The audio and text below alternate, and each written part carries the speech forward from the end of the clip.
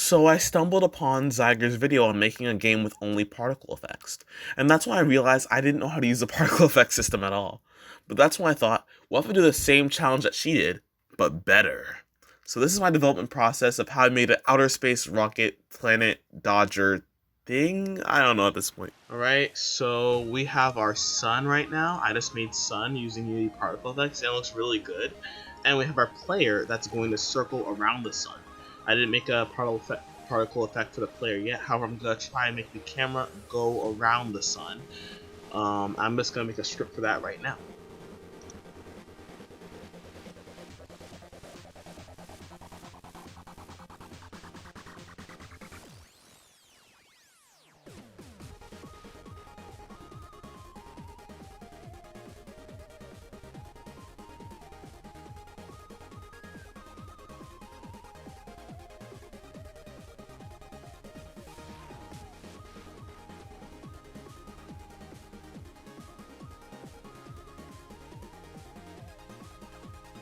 Yep, there we go. Wow, it changed quickly.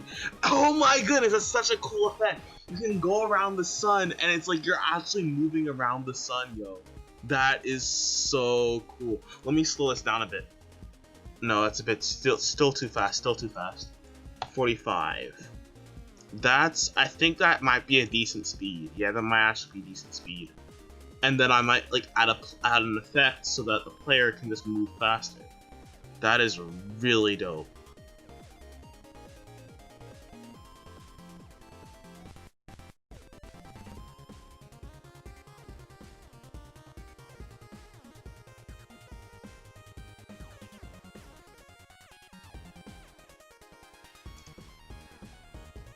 Alright, you have to admit that looks dope.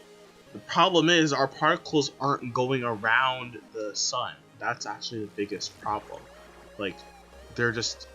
Oh, maybe I'll make this world position instead.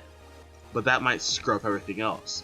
I want to spawn on local position, but then I want to change to world position as soon as possible so that we can get that cool effect.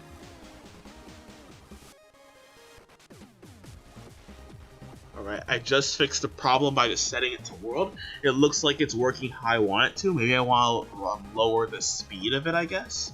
Maybe that'd be smart. So let me go to my particle. Let me just start speed. Maybe like, even if I make it 0, you can see that it's still moving. So that's kind of like our spaceship on our trail. I probably could also go ahead and use size over lifetime, so that way.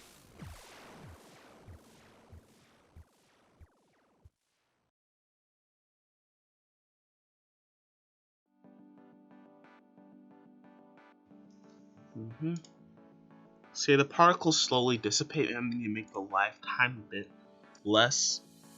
So maybe I would do 0.5 until you actually see it in the yes, yes, you can really tell. It looks like a comet or a spaceship, and you're supposed to control it. This is gonna be I think this is gonna be really nice. I need to change the render mode quickly. I'll do that right now.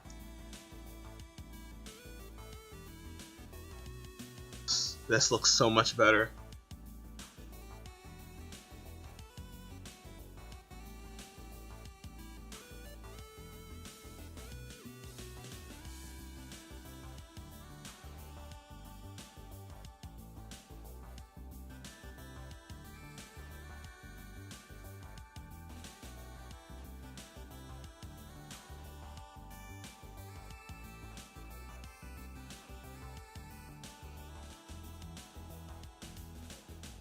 Oh my goodness, it actually clamps the, oh my.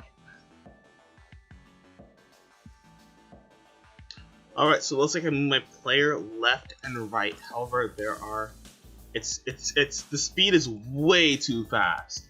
So, I have to control the speed. Look like I clamped it. If I didn't clamp it, then this would be insane. But I have to make the speed like a very small amount, I think. Alright, here's a small amount.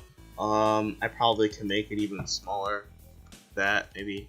Yes, yes. You can see the player moving.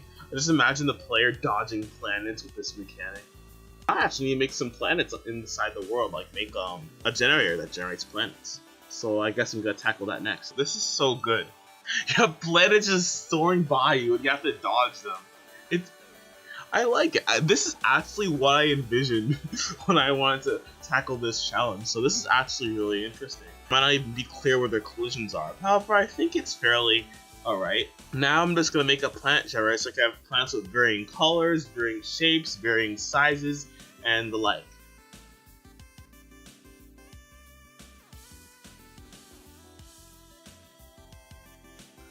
Alright, so now I'm just generating my color, of course, with a random value from 0 to 255. The reason why I have that threshold there is because I only want the planets to have light colors. I don't want the planet to have a color such as brown, which should be basically only dark values. So the threshold helps to eliminate dark colors. Now I'm just continuing to make functions for generating random variables.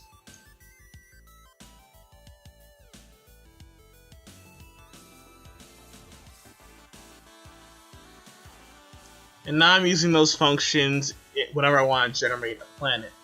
So I guess I'm going to go ahead and use a random x to generate the exact position of our planet. And then the random rotation function is basically going to take care of how often should we rotate this planet each second.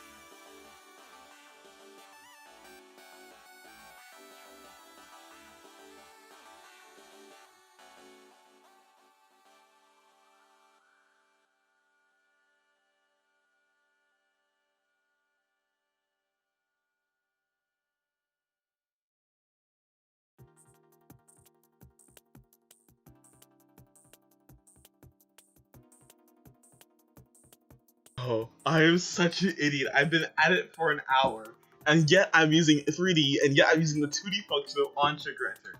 You see, this is why when you work in 2D so often, you just assume what it is. But you know, so see on trigger enter. I'm just dying inside as I fix this error right now. Just dying inside. Oh, jeez. Oh, I have to actually redo the entire void function because apparently, there you go. That was me being dumb. Alright, after some mass pain and suffering, finally got collisions to work. So you can see here that I can actually collide with the planets. Collision, you can see that there's 7 and 10 collisions right now. So now I just need to make a trigger that the game ends, and then I also need to add explosion.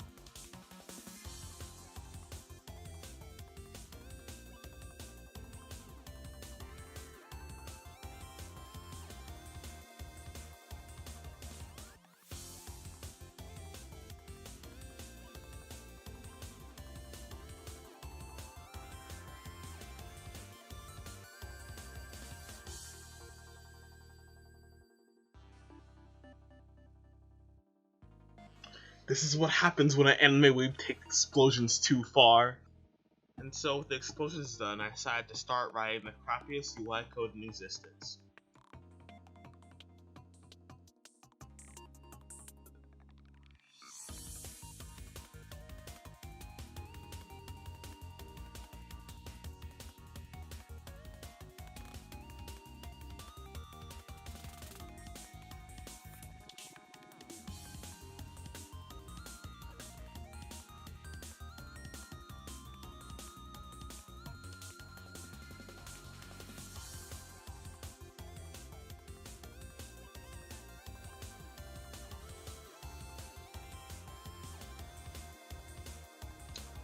And now we finally have a playable game.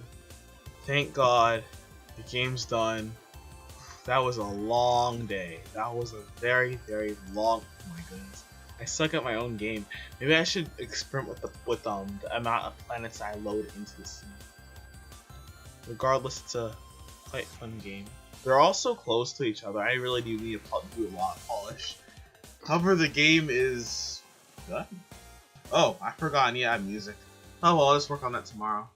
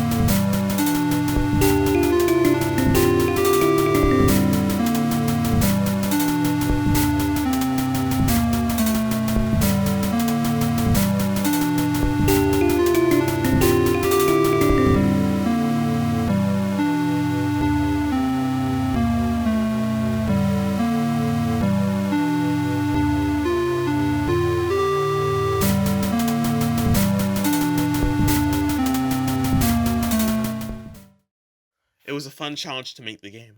However, there's still a few things that need to be worked on. I need to have a little indicator of the direction that it's going, because else it'll be hard to figure out where the planet will actually be. I also need to make it harder to cheese the game, because it's quite easy to do that. And while only particles are fun, I probably should use actual meshes, so that it's clear where the planet and their collision sphere is. So in the next video, I'll work on all of that and then try to turn this into a mobile game. Oh, and the game download link is in the description below. Alright, see you later then.